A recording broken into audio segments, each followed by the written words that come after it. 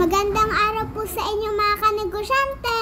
Ngayon nga po, bago po ako pumasok sa eskwela, ay inaayos ko po muna ang mga order po sa akin na pulburon. Kaysa po ako mag-cellphone, ay ako na mismo ang nag-aayos na mga order sa akin na pulburon.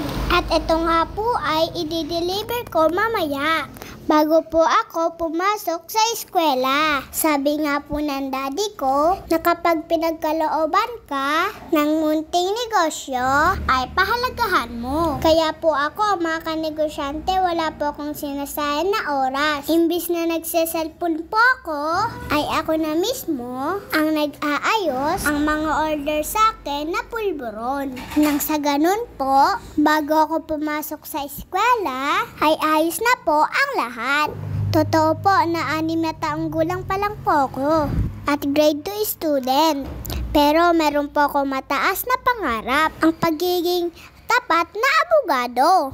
Pero sabi po ng daddy ko, mahal ang pang-tuition. Kaya ngayon pa lang po, nag-iipon na po ako. Kaya kayo po dyan mga kanegosyante at ka-idol, bili na po kayo sa akin ng special pulburon. Thank you po, Papa Jesus at Papa God. Dahil kahit bata pa lang po ako, ay pinagkalooban niyo po ako ng talino sa pagbibisnes.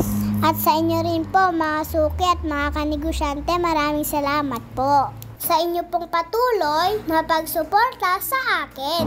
Mag-iingat po kayo lagi mga kanegosyante. God bless po. Bye-bye po. At ngayon nga po, i-deliver ko na po ang mga pulburon ko.